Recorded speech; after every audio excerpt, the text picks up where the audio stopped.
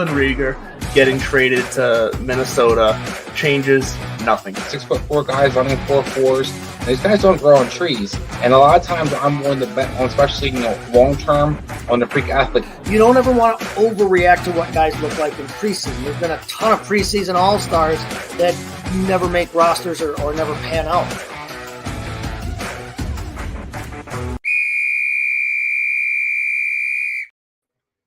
Good evening, Belly Up Fantasy Live. How we all doing tonight? I am your host, Chase Thornton, coming to you as always from the Mott and Bailey Basement Bar here on Belly Up Fantasy Live Wednesday preview edition for Week 9. We're going to talk about the 3 primetime games this week. We'll talk about tomorrow night, Thursday. We'll talk about the Sunday night game. We'll talk about the Monday night game. The Monday night game, which looks like it's possibly going to be the best of the 3, unfortunately, again. But we'll talk about that. We'll also touch on some of the trade action that happened here yesterday. A busy, historically busy day on the trade deadline for the NFL. We haven't seen a day like that literally in history.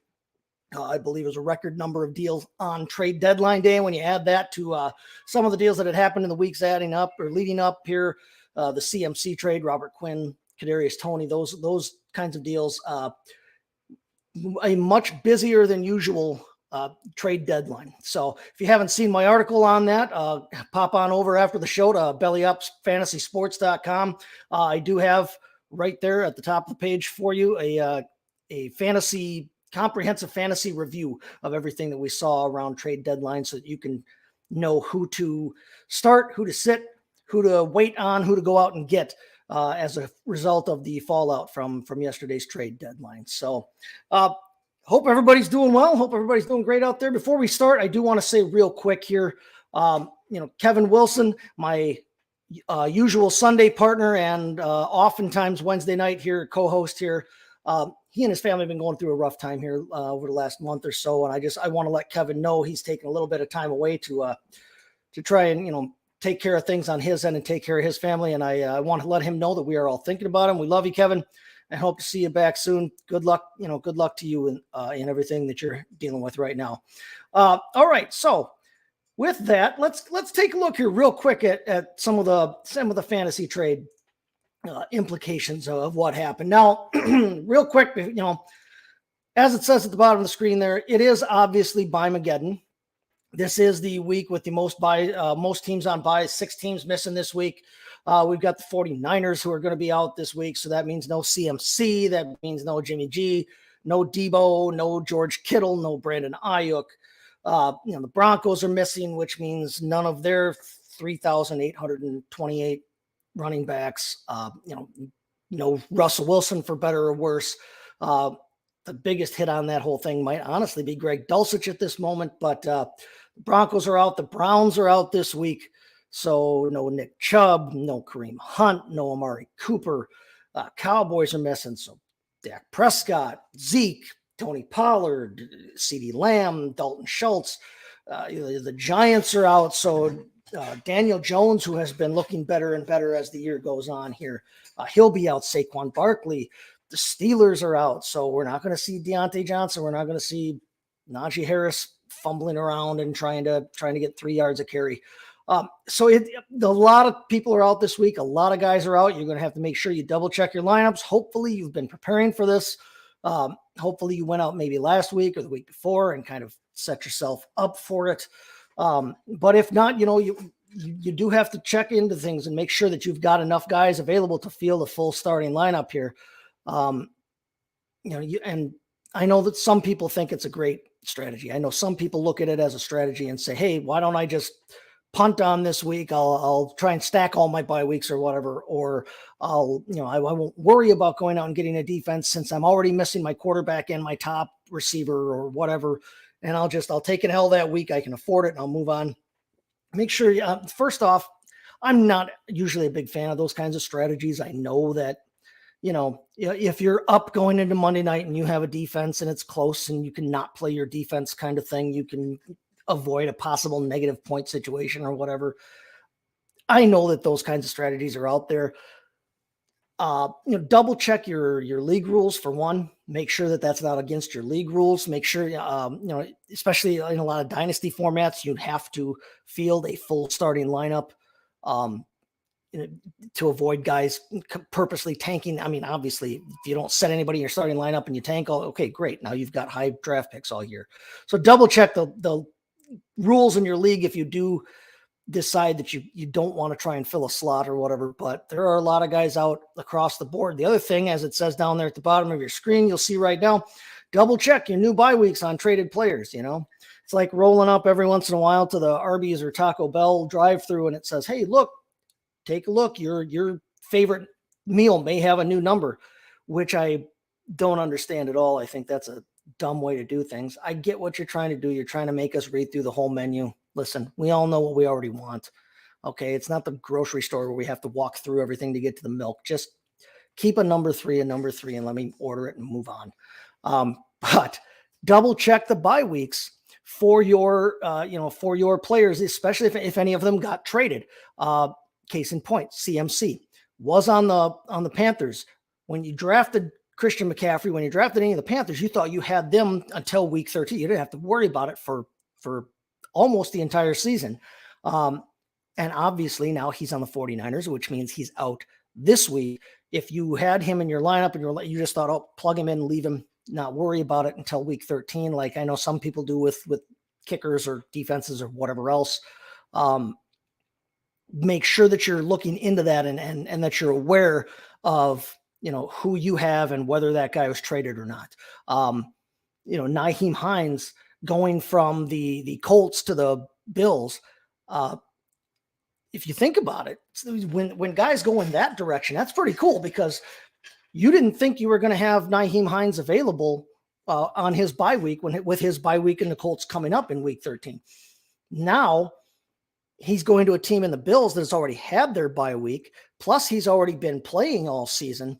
So when you get a guy that gets traded in that kind of direction, you actually might, you get almost like an extra game out of him that you weren't expecting, which is kind of cool. Plus, one of the cool things about this is that depending on how big your league is and when your playoffs start, these week 13 and 14 buys can be a real, we'll bleep that out when I get a bleep button here, but you thought you were missing some of these guys in week 13, 14. CMC is now available to you late in the season. And if your playoffs, if you're in a deep league that starts a round early or whatever else, or if maybe you need to get that win in week 13 to boost yourself up into the playoffs, you're not going to be missing. I mean, health aside, you're not going to be missing your big gun, one of your big guns for that week. So because he's to a team at an earlier bye week. So just like I said, a reminder, double check those. Real quick here, we can run down some of the big trades. Like I said, my comprehensive reviews over at bellyupfantasysports.com. But CMC's been covered ad nauseum by now. I cover him in the article because he's one of the big acquisitions right now. But the day got started with a bang. TJ Hawkinson going from the Lions to the Vikings. A weird intra-division trade. I saw something that said it was the first intra-division trade since Glenn Milburn went from the Lions to the Packers back in like 1998, or something along those lines. And, it is rare. It's the second big trade between the Detroit Lions and the Vikings this season in terms of for the league calendar, as they had, remember the big trade that went down during the draft that allowed the Lions to move up and get Jameson Williams. But Hawkinson going to the Vikings now, he's at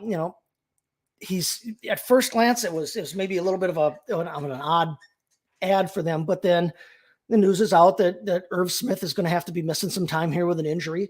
And so TJ Hawkinson, in that, they bring in a guy who is a dynamic playmaker. We know he can be.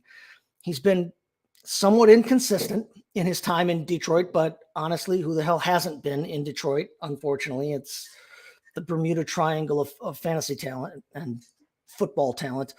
But TJ Hawkinson now goes to the Vikings, and they obviously have a need there, but he's going to a team that has, the Lions had weapons. The Lions had a ton of weapons. The Lions had, the Lions had Amon-Ra St. Brown. They had Jameson Williams. They will have Jameson Williams, DJ Shark, and Josh Reynolds, and Hawkinson and Swift when he's healthy, if he's healthy. Jamal Williams. Obviously, they have a high-powered offense. They're scoring a ton of points, but he goes down to a team in the Vikings that just, it's a really exciting time for him, I think. You've obviously got Jefferson, who is all over the field threat, one of the best top maybe 3 receivers in the entire league, if not the best overall right now. Add to that Adam Thielen on the other side of the field, KJ Osborne, who can threaten deep. And obviously then Dalvin Cook and Madison in the backfield. This is a good football team. There's obviously 7-1, 6-1. But I like the fit here if he can learn the offense and get settled in quickly. Remember, I like to say this always about trades in the NFL. It's not like baseball, right? When you get traded to a new baseball team, you have to learn the sign. You have to get your signs down with the catcher if you're a pitcher. You have to learn the signs for the on offense from your third base and your first base coaches and things like that. But a fastball. A fastball from Justin Verlander looks like a fastball from Justin Verlander, no matter what shirt you're wearing, right? When you're standing at the plate, it looks like it looks. Curveball still a curveball. It's still 60 feet, 6 inches between the plate and the mound. A fly ball to left field is still a fly ball to left field. And yes, there's park differences and things like that to take into effect. But at its core, baseball doesn't change no matter what shirt you're wearing. All right. I know there's deeper things to it, but for the most part, you can go up and bat immediately if you get traded to a team. You can show up tomorrow, step into the starting lineup, and function just fine. And a superstar player can still be a superstar player. It's not a game of Madden in the NFL. It's not like baseball or even basketball to some extent, where you can just step in and take off. It's such a convoluted, complicated game with all the schemes that have to happen. And, it's like offensive line, you need that continuity. You need to be able to communicate with each other, and that history with each other helps so much. We saw it with CMC. His first week there, his first game 2 weeks ago in San Francisco, I found it mildly surprising that he actually led the team in carries. Not that he got some playing time. I mean, I think we all expected him to get, if they got down in the red zone, get a carry or two, because he is a dynamic player. And, take a dive and try and get it in the zone. Here, take a toss out in the flat and try and do what you do, Christian. But for him to actually lead the team in carries was something I think that surprised us. Now, he didn't have a ton of points. He didn't have a great game, but he was able to get in, get his feet wet, get his bearings about him. And then obviously now last week he comes out and he has the second best fantasy game that anybody's had all season at the running back position, only to Alvin Kamara, who finally had an Alvin Kamara game last week. It takes time for these guys to get settled in. So even if Hawkinson plays this weekend, I don't necessarily expect him to have, the 30-point game that he had earlier this season, or that that we know he's capable of. But it wouldn't shock me to see him have a couple of packages where he can get in, specifically to pass. Hawkinson's a good blocker. They already have a blocking tight end there in Ellefson. Now Ellefson's injured, but Munt, their other guy who finally caught a touchdown last week, Munt he's kind of a jack of all trades tight end. He's kind of that like right down the middle guy who can do kind of everything. He's not a great receiver. He's not a Rob Gronkowski blocker, but he can do everything. If Hawkinson sees the field for the Vikings on Sunday, and I expect him to, I think it'll be much more as like in clearly some simple, easy pass routes, get him open, get him the ball, see what he can do kind of thing. I would look for him down in the red zone if they get that far. I think he's a great fit. I think Jefferson and Osborne going deep, and even Hawkinson, because Hawkinson is kind of a seam splitter, send him down the field. It opens up things for Thielen underneath. They might actually start throwing Dalvin Cook the ball some more underneath, because he has not seen a ton of targets yet this year. It's a great fit. So if you had TJ Hawkinson, obviously you're thrilled. He's going to cost a lot more to go out and get now if you're trying to acquire a guy like that. So good luck on that count. But I really like Hawkinson to the Vikings. shocking, weird one of the day, Calvin Ridley going to the Jaguars. Now, Calvin Ridley, obviously, we all know, wide receiver 5 2 years ago. Great talent. And it was like, oh, perfect. Julio Jones was coming to the end of his career, end of his time in Atlanta. Ridley was ascendant, came up, and it was like, well, yeah, just keep right on rolling. Awesome. And then last season hits, and the weirdness, the drama with him, having to take some time away initially from the team for, I guess, mental health issues. I don't know if any of us really knows the full story with why he took time away, but then it comes out afterwards, unfortunately, that during that time away, he's placing bets on his team against the Jaguars. You can't write this stuff, you can't make it up, folks. But he ends up suspended for this entire season. So obviously you're not getting anything, and the Jaguars aren't getting anything out of Calvin Ridley right now, but it's kind of a low risk, high reward. There could be a real payoff for this for the Jaguars. If he can get reinstated, and you can, again, look online for my article to read through all the convoluted trade, stipulations. That it's a couple of draft picks. It's anywhere from 1 to 2 draft picks, and the draft picks can be anywhere from a 6 to a 5 to a 2, and it's all over the place. It was kind of a good setup though, because it makes it a really low risk, high reward situation for the Jaguars. And it means that you stand to, if Calvin Ridley explodes again and goes off, okay, yeah, if you're sad that you're missing out on that, if you're the Falcons, but they stand to get quite a bit back too in compensation, with up to, like I said, a 2nd round pick. Plus they get to move forward with Kyle Pitts and Drake London. Those are a couple of nice consolation prizes if you're losing out on the Calvin Ridley sweepstakes. I like that idea going forward for the Jaguars, if he can get reinstated and if he can return to the kind of form that we've seen him play with. Pairing him with Christian Kirk could be a real nice 1-2 punch at receiver. Not to mention, like, Zay Jones is a legitimate weapon too as a wide receiver. But now if Jones is more of your 3 and not your 2, that's a really nice setup for them possibly going forward. Evan Ingram, their tight end, who is looking better than Evan Ingram kind of really ever looked in New York from my standpoint anyway. He was always that player we were waiting on seeing. He's only on a 1-year contract, so there's no guarantee he'll be there past this season. But if they do decide to bring him back, and if they could get Calvin Ridley on the field, and if Trevor Lawrence can look like Trevor Lawrence is supposed to look, and like we've seen him flash a couple times this season, Doug Peterson might have something going on down there. So that's another one that I like from that standpoint. We already mentioned Nyheim Hines to the Bills. The rich get richer. What can you say, right? The Bills are going out. Here's a team that obviously already has maybe more weapons than any other team in the league. And I don't think any of us expected them to go out and make a move. It was rumored that they were in on CMC. I don't think they ever made a hard offer for him, but obviously they were not content with standing pat. They are all in. They are trying to win this thing, and they're trying to win it now. And why wouldn't they? They've got possibly the best overall quarterback in the game right now. They've got a great defense. They've got weapons all over the place receiving wise. They go 3 or 4 deep. They go probably about 4 deep in their receiver core in terms of actual bona fide weapons. They've got Dawson Knox, who can be a threat at tight end.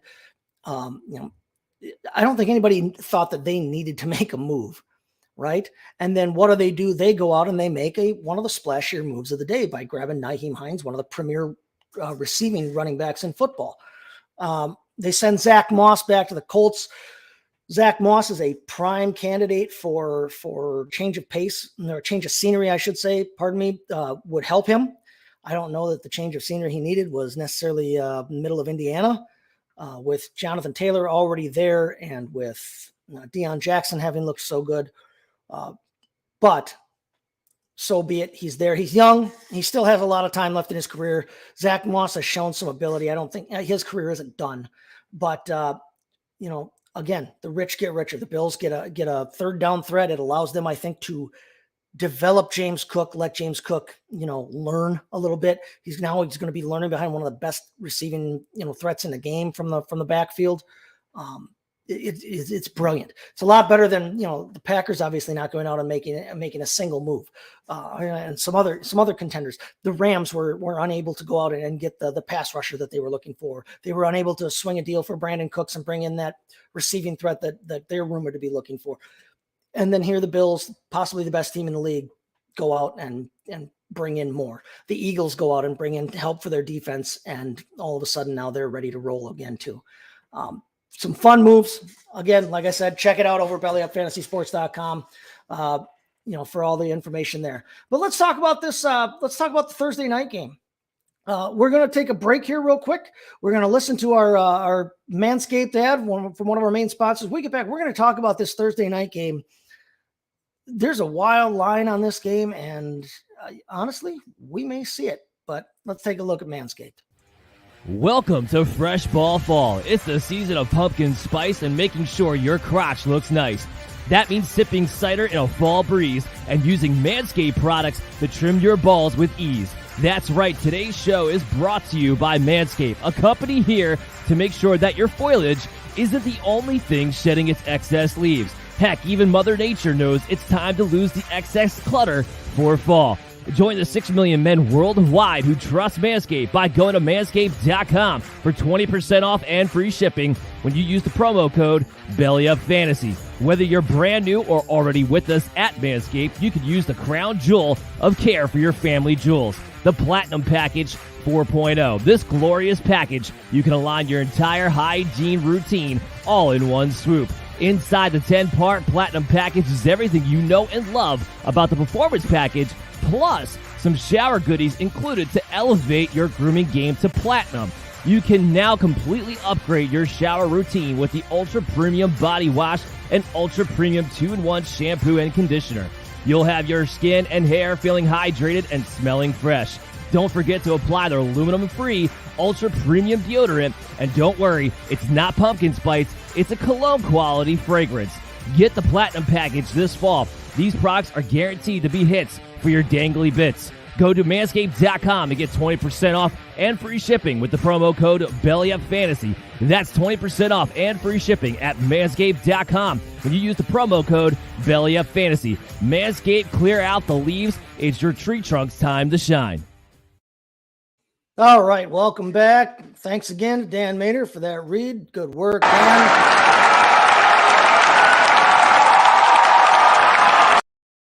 All right, let's get to the Thursday night game now. We've got the Philadelphia Eagles are traveling down south to take on the Houston Texans. Man, I looked at this, and when I looked, this line had the Eagles as a 17-point favorite. And I thought, you got to be kidding me. I thought the 11-point spread for the Packer-Bill game last week was high. 17-point favorite at the Texans. Now, the Texans are not the worst team in football record-wise because they did squeak out a tie on their record. That dubious distinction belongs to the Detroit Lions at the moment. But the Texans do only have one win on the season. They do have the tie, like we said, but Texans have not been a good football team. And speaking of teams that failed to make moves, Brandon Cooks was their wide receiver. He's been their top wide receiver for several years. He's been one of the most traded guys in the league. And it looked like we were going to see him traded mid-season for, I believe it would have been the first time in his career. I think he's always been an off-season acquisition, but anyway, he was rumored to be coming to Green Bay. Possibly he was rumored to be going to the Rams. It was said that he possibly would have changed his contract situation around and given up maybe a little bit of money to go back to the Rams, with whom he had some success earlier. A couple other teams as well. He was supposed to be on everybody's radar, I think, and everybody kind of figured he would be moving, even though he signed an extension with them in the preseason. And now it comes out that apparently the Cowboys were close to a deal for him, and then the deadline rolls around and nothing had happened. And literally a few minutes after the trade deadline hits, we get a hit on Brandon Cooks' Twitter account. And the quote says, if you haven't seen it yet, the quote that he puts on there says, "Don't take a man's kindness for granted. Covered for the lies for too long, those days are done.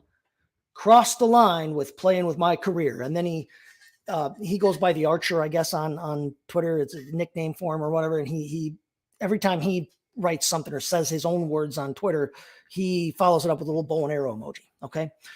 So don't take a man's kindness for granted. Covered for the lies for too long. Those days are done. Cross the line, playing with my career. Now,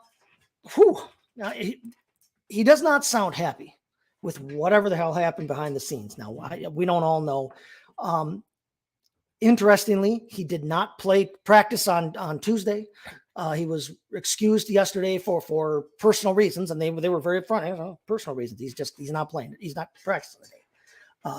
The same thing today. He did not practice today. So he's looking at the prospect of possibly, if he's going to play, he's listed as questionable for tomorrow night. But if he plays, he will not have practiced with the team basically this week. Now he's been there long enough, and he's got enough rapport with Davis Mills, and he knows the offense enough that he doesn't necessarily need to be, in there for anything like that. But just an interesting situation. Now he seems pretty pissed off. I don't know what happened. I'm kind of waiting to see. I want to know what the fallout from this is going to be. I want to know what he means when he's talking about covered for the lies for too long. Those days are done. There have been some shady things around this organization with the whole Deshaun Watson situation and with him sitting out for basically a year and a half here with them. And then everything that came out afterwards about how they were trying to maybe help cover up for him and had maybe facilitated some of the things that have gone. I mean, it's very, very shady deal over there, down there in Houston right now. And I think a lot of people are trying to figure out just what is the truth with this team and how are they run. Does he know things about that? Makes me wonder there. Just what are we getting now when we covered for the lies for too long? Interesting situation to watch. Again, like I said, he's questionable for tomorrow night, so there's no guarantee he plays. But yeah, might be an interesting follow on Twitter for the next, week or so. So give that a look. But we've got the Eagles and the Texans. Like I said, Eagles are a 17-point favorite at the moment, over under a 42. And I think about that. Geez, that sounds pretty crazy. But would it shock anybody to see this game be 31-10 or worse? or 31 to 28-11, 28-10. 28-10 doesn't sound like it's. I mean, that's not out of the question when you're talking about one of the best offenses in the entire game versus the Texans, who have not been good basically in almost any facet of the game. I don't think there's any way that you don't take. I don't think there's any way if you're going straight up, you take the Eagles. But that point spread's interesting because, like I said, 28-10 is a blowout, and that covers. But 28-14 doesn't cover. It's an interesting spread. I'm almost tempted to take it though because, like I said, I don't think there's any way that the Texans can hang with the Eagles. I don't think they can hang with them for more than a few minutes of the first quarter. It would not shock me that after each team's first drive, this game is at least one score different, if not more. And there's only a few ways that can happen. So, I've got, you take a look at this, it's a good matchup. For the Eagles offense, obviously, you're starting Hurts. Hurts is a QB1. He's a starting top end candidate, almost regardless of matchup, but especially in this one, because he's got that rushing floor and the passing floor. The Texans don't give up a ton of points against opposing quarterbacks or opposing wide receivers. But when you look at those kinds of stats, you need to take them into context and you need to understand there's more than one way to skin a cat. There's more than one way to get where you're going here. The Texans have been so bad that teams haven't had to pass on them. Why would you have to pass on this team? You're going to be winning after your first, drive or two anyway. And so teams have been getting up on the Texans and then they pound them on with the running game. And, surprise, surprise, the Texans give up the most points in the game to opposing running backs. So from a fantasy standpoint, they give up the most fantasy points per game to opposing running backs, and they're almost the best in the game against opposing quarterbacks. They're giving up the fewest points. They're number 30 against opposing quarterbacks from a fantasy standpoint. But, Jalen Hurts, you're not sitting him. You're not overthinking it. He is a guy. He has got a chance to be the top number 1 overall quarterback for the season. He's got that rushing floor that always can help. He's got that ability. He's passing the ball so much better this year. He's got so many weapons he can throw to. He looks like he's grown as a passer. I think Nick Sirianni has been really good for them, and for Jalen Hurts specifically as a quarterback. So you're starting Hurts. You should be starting Miles Sanders. Like I said, you just heard me. The Texans give up the most fantasy points to opposing running backs. Start Miles Sanders. They're using him like they should have been using him all along. I think he scores. I think he possibly scores multiple in this game. I think he might do it through the air. He might do it on the ground. But Sanders is going to get his in this game.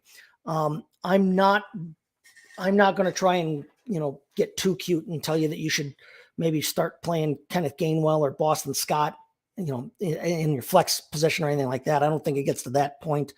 And even if it does, neither of them has necessarily shown that they're going to put up more than maybe a score and a half. I mean, even in the bye weeks here, when we've got all these bye weeks that are here, you want to be trying to get guys that are going to get the bulk of the carries on their team or the bulk of the use on their team and have a shot at scoring. And I mean, if Kenneth Gainwell came in and vultured a touchdown from Miles Sanders, I wouldn't be shocked, but I don't think Boston Scott gets, 12 carries for 50 some yards and a score in this game. So why wouldn't you look elsewhere for a bye week fill-in?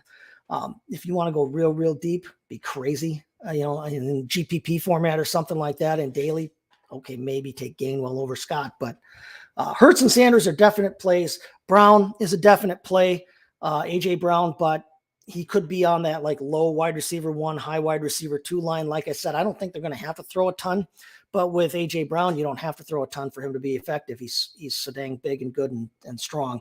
Devontae Smith, on the other hand, in this game, I'm looking at as more of a wide receiver 2 flex type. Again, because I just don't think there's going to be a ton of passing volume.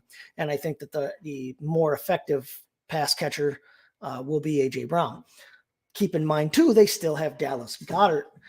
Now Dallas Goedert, again, it's not a great matchup. The Texans aren't terrible against opposing tight ends, but Dallas Goedert by this point has worked his way into, I would say, every week start. He's tight end 7 overall. Okay.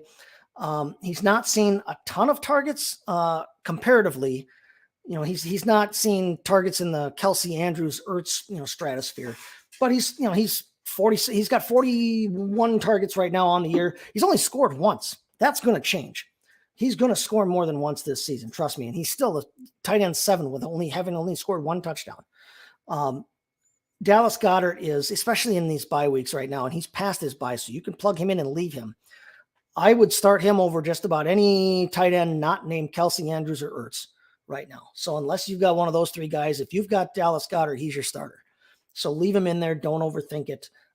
He may not see a ton of volume, but good chance he finds a score this week. He's due. I would say,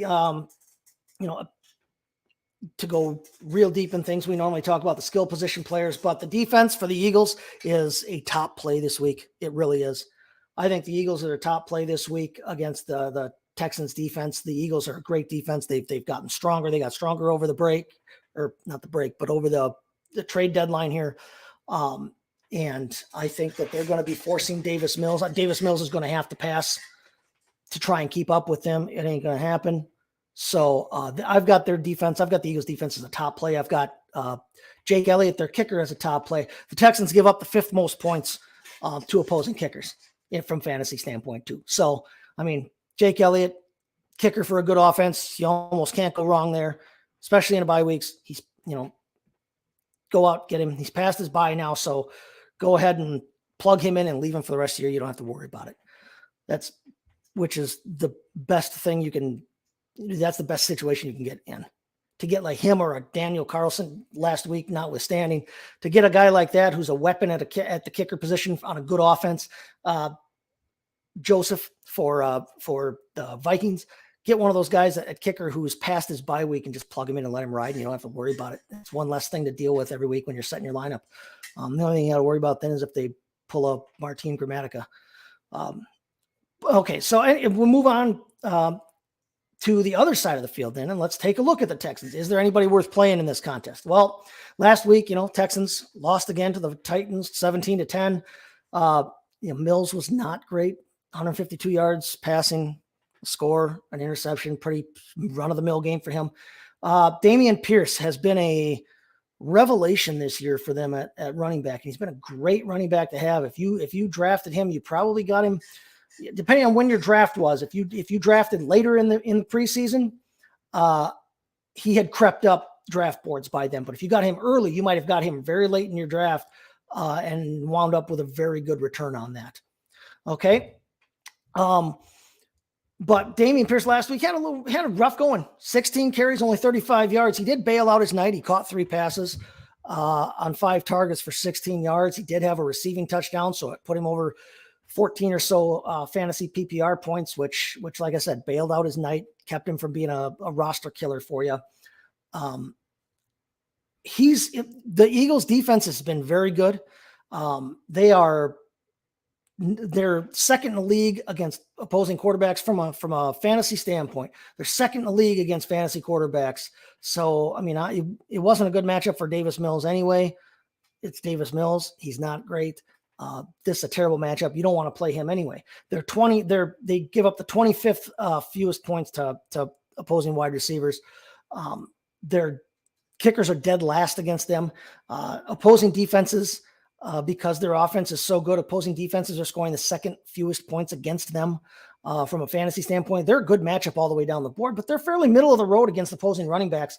Dameon Pierce is like the one guy on this team that I would say, I would want in my lineup from the Texans. You're not playing Mills. Don't play unless you absolutely have to. I know it's a bye week. If you're in a 2-quarterback league and if you got to take him. But otherwise you are not playing him in any format. Cooks, like I said, he's questionable. We don't know if he's going to play. We don't know if he's going to be happy if he does play. If he gets in there, I'm viewing him more as a wide receiver 3-ish or flex. Not expecting much out of him. He may get, they're only passing. If they do end up passing for a score, it may go through him. Nico Collins is out again, so don't expect anything out of him, even if you wanted to play him. Tight end is an interesting situation for them right now. O.J. Howard, they went out and got him after he was released by the Bills. They released their week 1 starter, Pharaoh Brown, who's now playing back with Cleveland. But coming into the season, it looked like Pharaoh Brown was going to be their starter at tight end and take most of the running work and most of that kind of stuff. And then Brevin Jordan was going to be their pass catcher. Well, Brevin Jordan then got hurt. They brought in O.J. Howard. O.J. Howard's been their pass catcher. But Jordan came back 2 weeks ago, and since then he has led them in tight end snaps. He's also led them in tight end targets. He had several catches. He had 2 catches on 5 targets for 19 yards. Not a great line, but he does lead their tight ends in snaps and targets the last 2 weeks. He's worth a possible flyer or a daily play, a deep daily play if you want to try that, because I think he will get maybe some looks in this game and has as good a chance as anybody not named Brandon Cooks in that offense. If you're between the two, if you're looking for tight end help somehow, some way, Brevin Jordan is about as good a dart throw as anybody else right now in the league when you get past the top 12, 14 guys. O.J. Howard, maybe. He might, like I said, he might go one of 2 for 13 yards and a score. Who knows? But Brevin Jordan between the two of them. But that's about all I'm looking at from this standpoint. Let's move on here now. Let's take a look at this Sunday night game now. Speaking of games that could get ugly and get ugly quick. Sunday night football, we got the Titans at the Chiefs. Chiefs are 9.5-point favorites. Now, these are not great primetime games. Thankfully, we don't have to watch the Broncos this week in any of the standalone games because I think we're all tired of seeing Russ attempt to cook and just burn the beef all over. But Titans and the Chiefs. Now, last week, Titans, the Chiefs were on the bye, obviously. So the Chiefs, we didn't see anything out of them last week. But the Titans last week went out and beat the Texans that we just talked about 17-10. They had to start Malik Willis. Ryan Tannehill was ill, ended up not playing. They started Malik Willis. They didn't let Malik Willis do a whole hell of a lot. He was 6 of 10 for 55 yards, no touchdowns, and an interception. but they did turn to the guy that they should have turned to and need to keep turning to. It was a vintage Derrick Henry, King Henry game, 32 carries, 219 yards, a couple of scores. I think he actually even caught a ball for 9 yards or so. Just punishing, pounding work that we've all seen from Derrick Henry, that we've come to expect from him.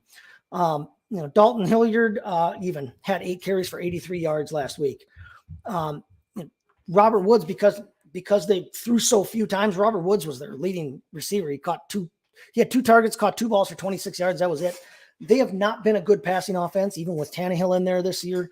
Treylon Burks being hurt and out has really taken away their top weapon in the pass game. Robert Woods has played fine, but they're not a passing offense this year. They're not even the passing offense that they have been in the previous years with Ryan Tannehill. So there's not really a pass catcher on this team you want. If Tannehill plays, he's a quarterback too. From my standpoint right now with the bye weeks and with who we need. Malik Willis, if he plays, is a real deep quarterback too, only because it's bye weeks and because he possibly gets some rushing work. We'll see. They don't need to rush with him though, because like I said, they have Derrick Henry and he is a must start. Obviously he's always a must start, but especially against the Chiefs defense. The Chiefs are not a good defense against opposing fantasy players. Chiefs give up the 9th most points to opposing running backs. As if Derrick Henry wasn't a must start anyway. It's a great matchup for any running back, so you're putting him in. It's a good matchup all the way down the line, but again, you're not expecting a whole lot out of the quarterback if they play, and you're not expecting much out of Woods. Woods is the only one that I would consider playing from their receiving core right now. I mean, Kyle Phillips, the rookie, they want to give him some work, but he's been injured. Nick Westbrook-Akina is a guy that they will use-ish, but he went without a catch last week. Burks, like I said, is still on the injured list. They have not utilized their tight ends in any way, shape, or form outside of a couple of surprise throws, maybe to Chigo Okonkwo, the big rookie. But there's just nothing to speak of in this offense from a passing standpoint. If you play Woods, he's probably a wide receiver 4 on the top. So flex position deep, maybe if you need to. You're not playing their defense against the Chiefs. Why the hell would you? They're not that great to begin with, but then it's the Chiefs. Interestingly, I mean, Randy Bullock, their kicker, might not be a terrible streamer. It's bye season and it's a kicker, and they're not going to get too deep into it wouldn't shock us all if they score some points in this game. If Henry gets loose for a couple and takes off. And like I said, the Chiefs defense hasn't been great.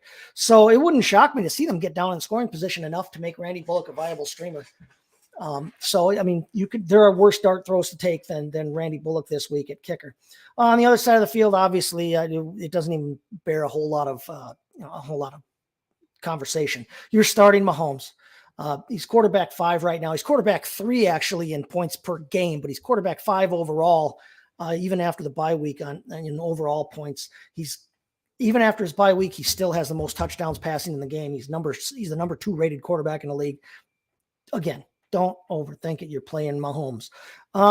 You're going to be playing Kelsey, obviously, top tight end. He's still the top tight end. He's still the closest thing to an automatic as you can get at any position, not just tight end. You're playing Travis Kelsey. And Harrison Butker is a must. The one thing that, like I said, it's not a great matchup on paper from the standpoint of what the Titans allow to opposing kickers. They're 7th best in the league in terms of against opposing kickers, but it's Harrison Butker. This offense is going to score some points. If they score 5 touchdowns, that's pretty much an automatic 5 points when you're talking about Harrison Butker. So you're playing him. We get deeper down the line though, and we look at the absolute committee mess that is their backfield and their receiver core.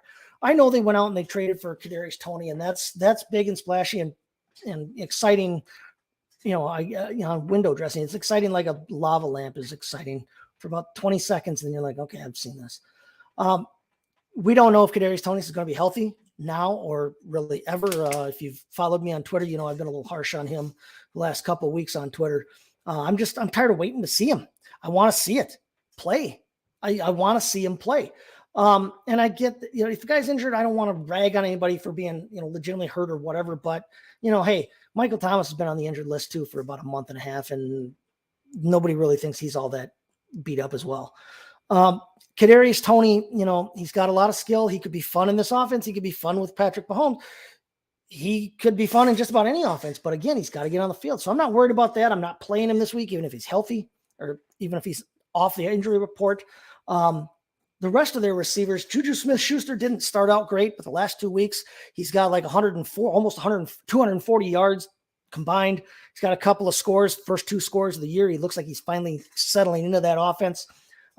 He's a wide receiver too, probably this week. I'm starting to look at Juju as, he's that starting wide receiver. He's not a wide receiver 1, and he's not, he's not shooting the moon, but he is a startable wide receiver in this offense right now. Farther down the line, McCole Hardman and MVS, Marquez Valdes-Scantling, they are what we thought they were. They are what they thought we were. They're just not consistent enough to consider. Hardman, that was a crazy game last time he played.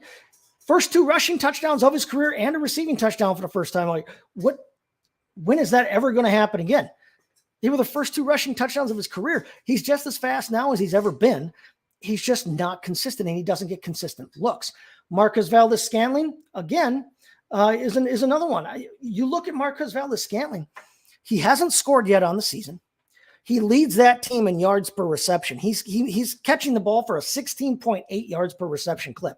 So he's doing what we thought he would. He's getting open deep, and then he's catching the ball occasionally. He's only got 50. He's catching under 58% of the passes thrown his way. For a professional receiver, a professional catcher of the football, he's just not catching a lot of footballs that come his way. I trust me, I watched him long enough up here in Green Bay. I was not excited to see him go anywhere. I wasn't excited. I wasn't sad that they lost him necessarily, even in the midst of what they're dealing with now up here in Green Bay. I wasn't sad to see MVS go, and I wasn't excited to see him go to Kansas City. He is who we think he is, no matter what team he's on. He's going to run down the field as far and fast as he can. You're going to chuck it at him 3-4 times a game, and he's going to catch 1 or 2 of those. And occasionally he'll get in the end zone with one of those. He's probably going to drop 2 or 3 of those every game too and piss you right off. So there's nobody really from a receiving standpoint to watch on this team other than Juju and obviously Travis Kelce. Their running back situation's the same way right now. CEH had a hot start to the season, but again, nobody is thinking that he's going to all of a sudden be the player that they thought they drafted for him. Now, this news came out here in the last 2 weeks that they want to give Isaiah Pacheco, their rookie, a little bit more look. And honestly, week 7, that played out. He actually, for the first time, had more snaps in the game than Edwards-Helaire. Jerick McKinnon leads this team in running back snaps, but he also leads them in targets as well. And that's been pretty steady no matter what the other running backs in this offense have done. So I think going forward, it looks to me like, they are going to try and give Pacheco more of that run. But the problem is if you look deeper and you look at the red zone usage, say, even in the last couple of weeks with Pacheco's playing time ramping up, what it looks like to me is McKinnon is their receiving back of preference. And they'll throw to Edwards-Helaire occasionally, but he never has been, and I don't think he's ever going to be the receiving back that we thought he was going to be. They do not throw the ball at Isaiah Pacheco. I think he's got 2 targets maybe on the year. They want to throw the ball to Jerick McKinnon if they need to throw. They want to give Pacheco the run, but when they get inside the red zone, all of a sudden they keep putting in Clyde Edwards-Helaire. What I'm afraid of is this is a 3-headed committee. I'm afraid that the snaps even themselves out between the 3 of them, and we end up with a situation where none of the 3 of them is really all that useful from a fantasy standpoint. If you have to roster a guy right now, I mean, CEH, if you can get rid of him because he's got some name recognition, jump on that. If you can get rid of him, jump on that. But I'm not excited about anybody at all from that backfield. And the weird thing about it is, I mean, you always want to try and get shares of these high-powered offenses, right? Ugh. This is not a situation to be excited about in this backfield for Kansas City. So I'm not going to recommend any of these guys. Okay, we're going to take our last break here. We're going to hear from True Classic, and then on the other side, we're going to talk about the Monday night matchup, the only game that might actually, the only game of this three that might actually have some entertainment value outside of the fantasy realm. So let's hear from True Classic, and we'll see you on the other side. Football is back, baby, and our new sponsor, True Classic, wants you to look and feel your best even after a couple of brewskis or going full force on your fantasy football draft. Sure, it's football season, but it's also butt-to-couch season. Luckily, True Classic has the absolute best fitting clothing a man can buy. Snug in the arms and chest with a little extra space in the torso, their t-shirts are designed to keep you cozy and highlight your best assets no matter what you're up to. So if your special someone is upset that you're watching football all day, at least you can look good doing it. True Classic has already helped over 2 million men find the perfect fit at an affordable price. Our listeners get access to the best deal they offer. For a limited time only, get 25% off with the promo code BELLYUPFANTASY at TrueClassic.com. Almost all men's t-shirts are designed to look good on skinny models with six-packs, but most of us aren't packing anything but a few beers. Fellas, you are wearing the wrong clothes. True Classic tees taper off towards the bottom, but they fit tighter around the chest and shoulders. It's time to highlight your best attributes with a t-shirt you can always confidently throw on.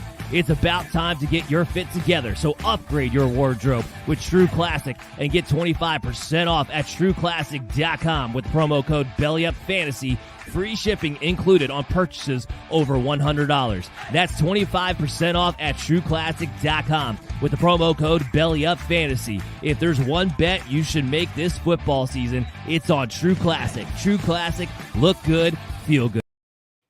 All right, we are back, and we're going to talk about now the Monday night football game. We got the Ravens 5.5-point favorites at the Saints. Over under on this game, 45.5. This is the one game I think that actually might have some entertainment value outside of just seeing how big a beatdown we can make it. We're talking about the Ravens. Ravens coming off a big win in Tampa Bay at the Buccaneers, 27-22 over the Buccaneers. The Saints are coming off a big win. Kind of a shocking shutout of the Raiders, at home. So, we take a look at this game, and obviously, the story is the Ravens defense has not been what we typically think of as a true Ravens defense. So you think Ravens defense is supposed to be hard hitting. They're supposed to, get after the quarterback, stop the run. They're supposed to be dangerous in the backfield, in terms of, interceptions and passes defense. The Ravens defense has been kind of lacking this season. And in fact, in terms of fantasy points given up to opposing players, they've given up the 8th most points to opposing quarterbacks. They've given up the 5th most points to opposing wide receivers. You can pass on this team.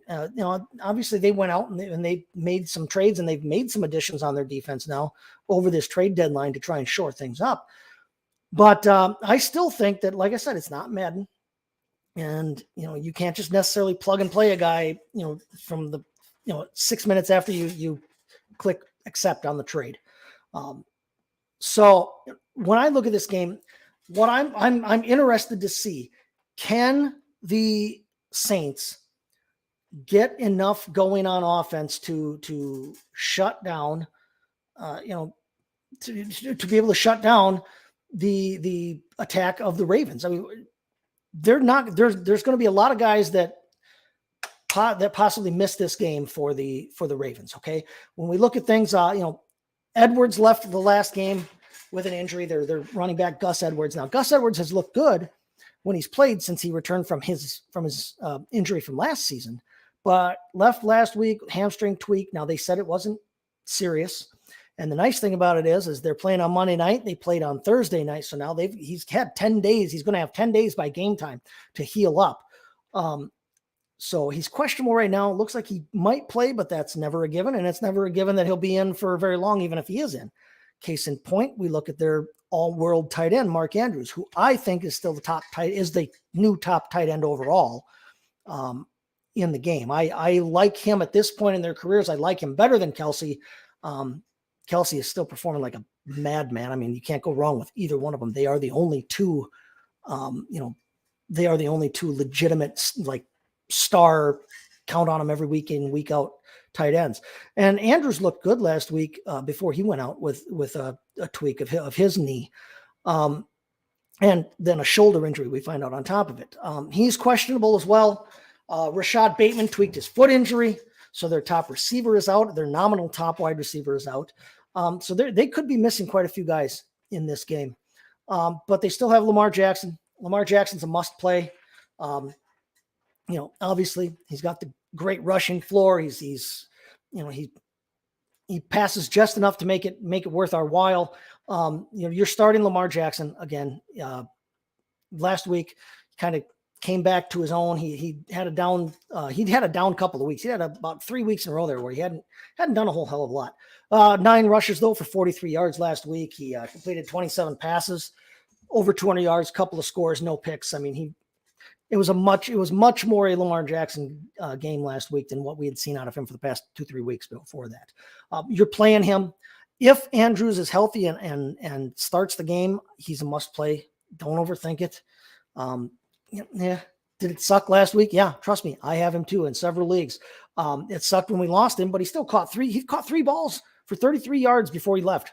And he left early in the game, relatively early in that game. He was on pace to, have another vintage Mark Andrews game. If Andrews doesn't play, I think Isaiah Likely is a tight end 1 type, streamer type. I would start him.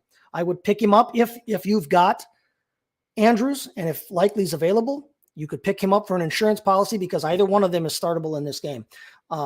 Whoever plays is startable in this game.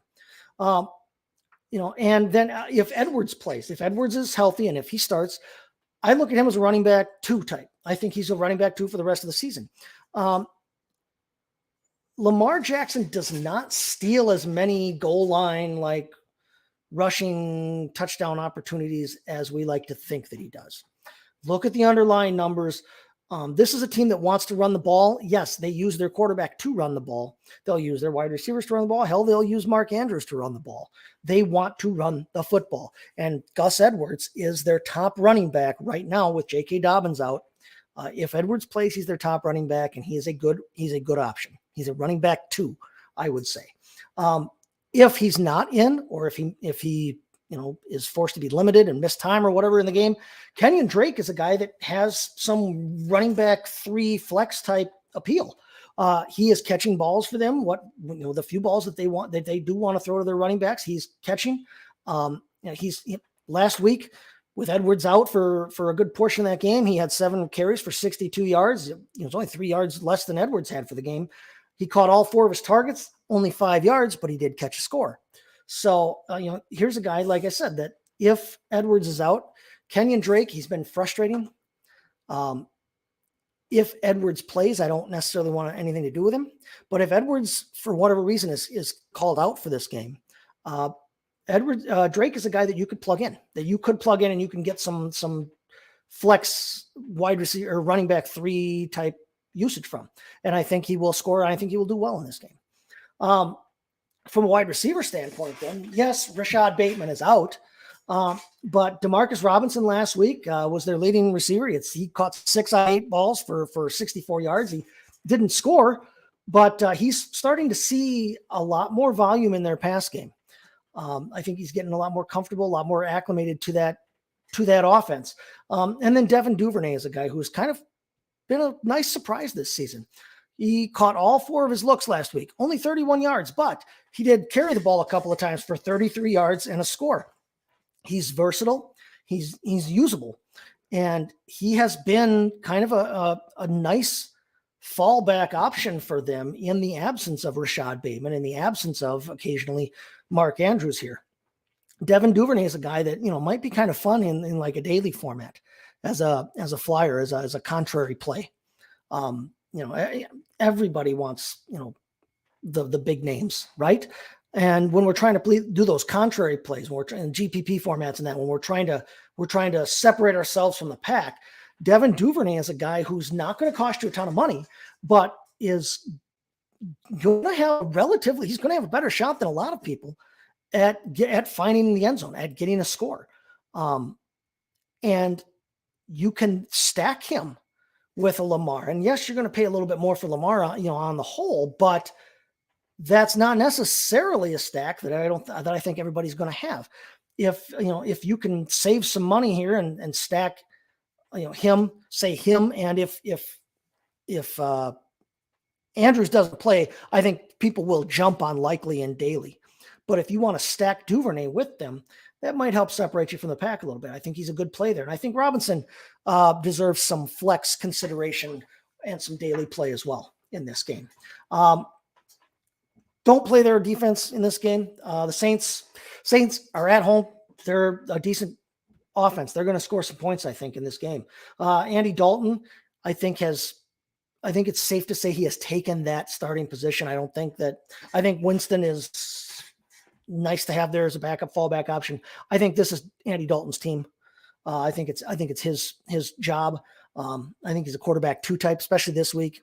But he's right on that fringe. He's kind of on that right now on that low fringe.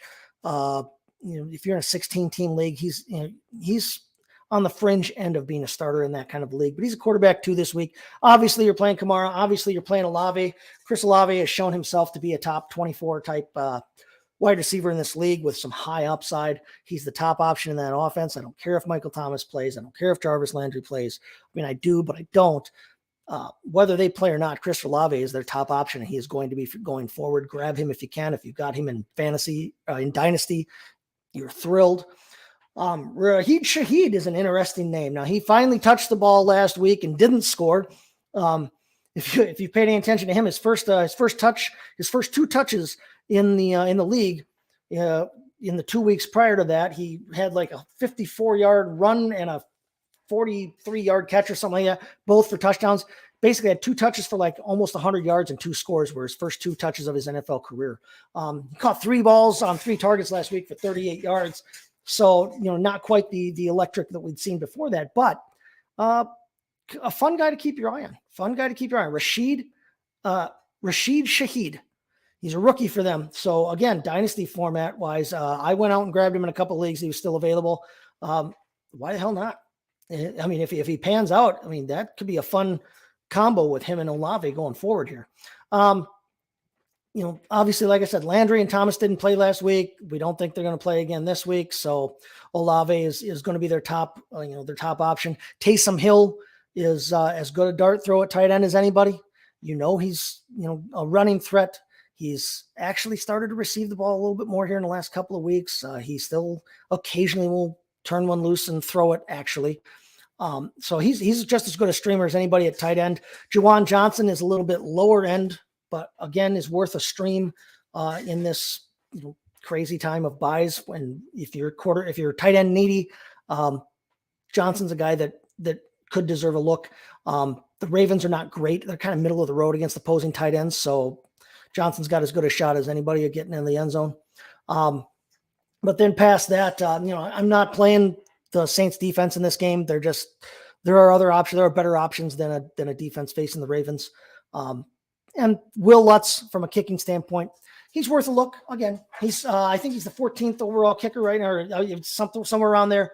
On bye weeks, offense that's probably going to score some points, but maybe limited a little bit. He may get a few more field goal situations, a few more field goal attempts than extra point situations, which is better for us. A 3-point kick's better than a 1-pointer. So take a look at that there. But again, I think that this has the most opportunity. Obviously, it's the closest line of the 3 games, of the 3 primetime games this week. But I think the Saints have looked pretty good. When they get the ball to Alvin Kamara, and obviously you're playing Alvin Kamara. Mark Ingram, by the way, is probably going to miss a couple games here, so don't be looking at Ingram for any kind of handcuff situation or sneaky play or anything like that. Don't be playing Mark Ingram. He's out for a while. But when they get the ball into Alvin Kamara's hands like they did last week, when they throw him the ball and allow him to run it, and they don't just, for whatever reason, forget about him in the pass game like it seems they do when Jameis Winston is playing quarterback, Andy Dalton is much better for Alvin Kamara's fantasy stock as their starting quarterback. He may not necessarily have the arm strength, to chuck it downfield for Chris Olave and Michael Thomas and that. But from the standpoint of actually distributing the football effectively and getting the ball to Kamara, who is and remains their best overall weapon, Andy Dalton is a much better situation. If you're a New Orleans Saints fantasy manager, if you got anybody on that team, Dalton is the one you want throwing the football for them right now. And he will be. I think he will be for the foreseeable future. If they want to go anywhere, and they can, they are in a winnable division. The Buccaneers are not going to run away from anybody this year. This is a winnable division. Even the Falcons have a shot. I think you're happy that Andy Dalton has taken that starting position there. Again, like we said, keep an eye on the bye weeks this week. 49ers, Broncos, Browns, Cowboys, Giants, Steelers. They're all out. That's going to do it for us around here. I will be looking to see you guys on Sunday morning on the Belly Up Fantasy Live Sunday pregame edition there with Andrew Leduc. And I hope that, hope you guys will all follow us on Twitter. You can find me at STTChaseFFB. Like I said, head over to bellyupfantasysports.com. Find my latest article breaking down everything on the trade deadline. I'll have a Thursday night football game preview, a little more in depth than what we talked about here. That'll come out tomorrow. My rankings will be out tomorrow as well. So hit us up over there for all the fantasy news and tidbits that you need there. Hopefully see you on Sunday. I hope you guys have a good rest of your night. Good luck this weekend. And I will tell you, Slanjava.